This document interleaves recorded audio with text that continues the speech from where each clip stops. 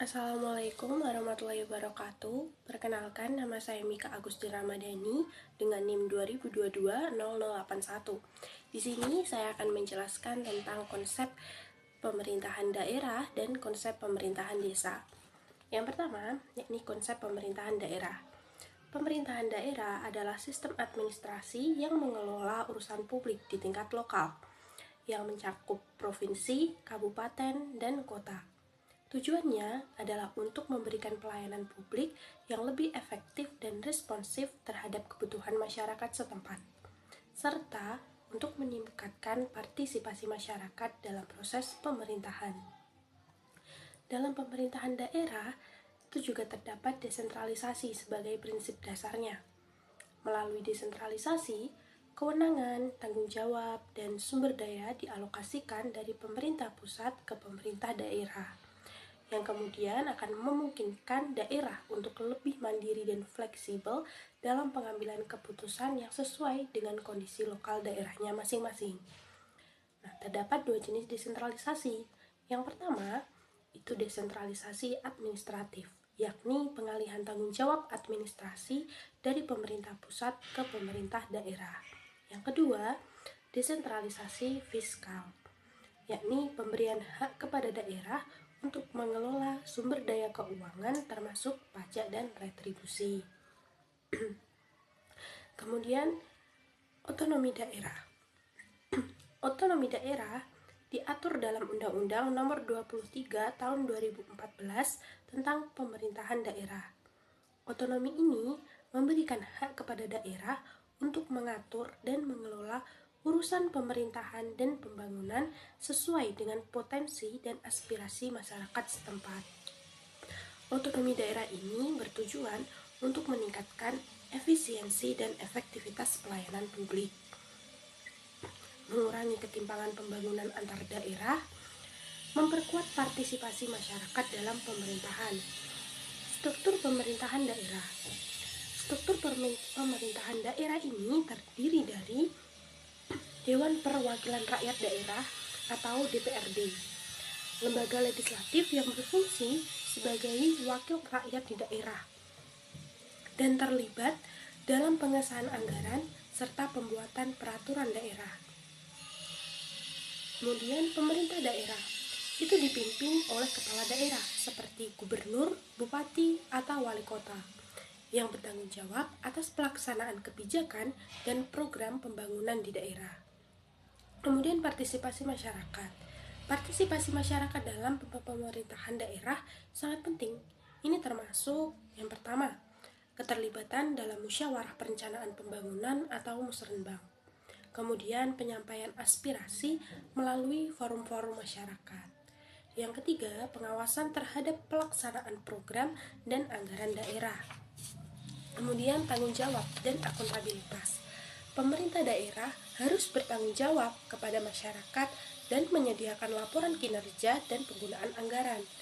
Ini penting untuk menjaga transparansi dan akuntabilitas dalam pengelolaan pemerintahan.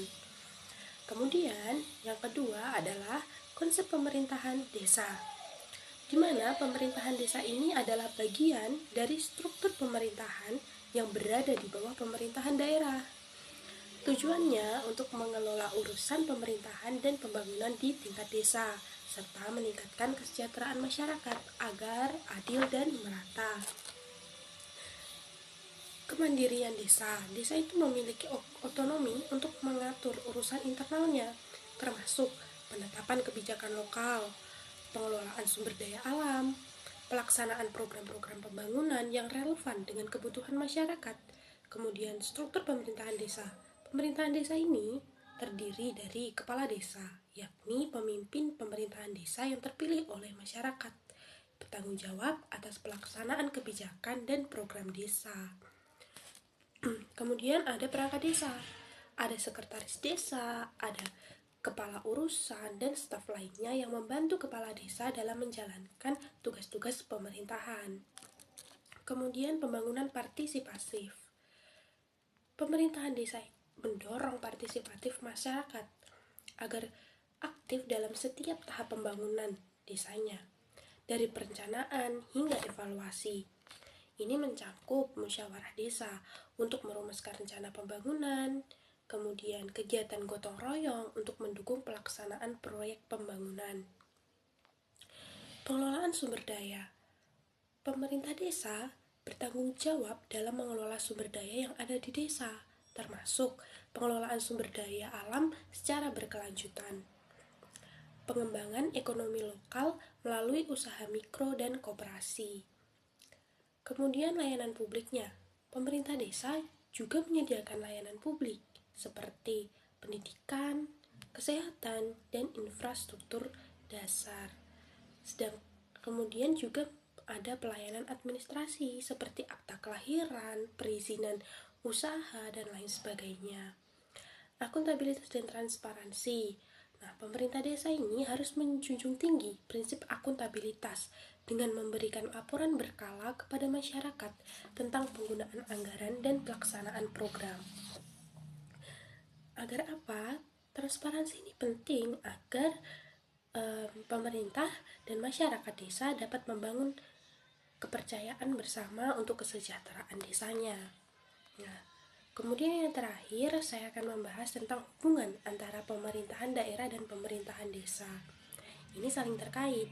Pemerintahan desa ini beroperasi di bawah kerangka pemerintahan daerah. Kebijakan dan program yang ditetapkan oleh pemerintah daerah ini akan berdampak langsung pada pelaksanaan di tingkat desa. Sebaliknya, keberhasilan pemerintah daerah seringkali tergantung dengan efektivitas pemerintahan desa dalam melayani masyarakat. Keduanya harus bekerja sama untuk mencapai tujuan pembangunan yang berkelanjutan dan mensejahterakan masyarakat secara keseluruhan, adil dan merata. Dengan pemahaman yang mendalam tentang kedua konsep ini, diharapkan dapat terwujud pemerintahan yang lebih baik, lebih responsif terhadap kebutuhan-kebutuhan masyarakat. Nah, sekian penjelasan dari saya, ada kurangnya mohon maaf. Wassalamualaikum warahmatullahi wabarakatuh.